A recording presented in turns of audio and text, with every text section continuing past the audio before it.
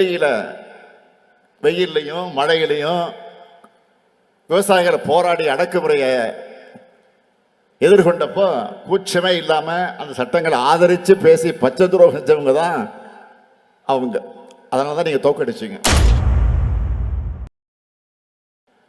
பலமான நிலங்களையும் பயிர்களுக்கு நடுவே களைகள் நுழைக்கும் என்பது விவசாயிகளுடைய இருக்கக்கூடிய உங்களுக்கு நல்லா தெரியும். அப்படிப்பட்ட கலையாக தான் கடந்த அதிமுக ஆட்சி இருந்துச்சு. எல்லா வகையிலும் விவசாயிகளுக்கு துரோகம் செஞ்ச ஆட்சி அது. உழவு என்பது தொழில் மட்டுமல்ல, அது நம்முடைய பண்பாடு. நிலத்தை 5 நிலையாக பிரித்து வாழ்வியல் வகுத்த இனம் நம்முடைய தமிழினம்.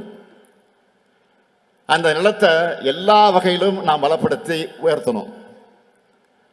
பலமான நிலங்களையும் பயிர்களுக்கு நடுவே களைகள் நுழைக்கும் என்பது விவசாயிகளுடைய இருக்கக்கூடிய உங்களுக்கு நல்லா தெரியும். அப்படிப்பட்ட கலையாக தான் கடந்த அதிமுக ஆட்சி இருந்துச்சு. எல்லா வகையிலும் விவசாயிகளுக்கு துரோகம் செஞ்ச ஆட்சி அது. ஒவ்வொரு விஷயத்துக்கும் நீங்கள் எப்படியெல்லாம் போராடுறீங்கன்னு கொஞ்சம் நினச்சி பாருங்க. இன்னைக்கு அந்த நிலைமை மாறி இருக்கு.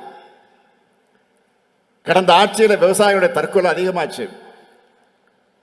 உழவர்களுடைய உரிமையை பறிக்க முயன்ற 3 வேளாண் சட்டங்களை எதிர்த்து டெல்லியில் வெயிலையும் மழையிலையும் விவசாயிகள் போராடி அடக்குமுறையை எதிர்கொண்டப்போ கூச்சமே இல்லாமல் அந்த சட்டங்களை ஆதரித்து பேசி பச்சை துரோகம் செஞ்சவங்க தான் அவங்க.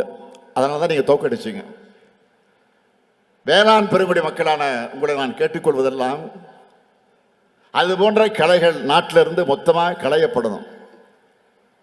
உழவர் பெருங்குடி மக்களான உங்களுக்கு இன்னும் பல திட்டங்கள் திராவிட மாடல் ஆட்சியில் வர இருக்கு. மீண்டும் நம்ம திராவிட மாடல் 2.0 ஆட்சிதான் அமையும். அதுக்கு உழவர்களை காக்கக்கூடிய இந்த அரசுக்கு உழவர் பெருமக்கள் அனைவரும் உற்ற துணையாக இருக்க வேண்டும் என்று உங்களை அன்போடு கேட்டு விடைபெறுகிறேன். நன்றி, வணக்கம்.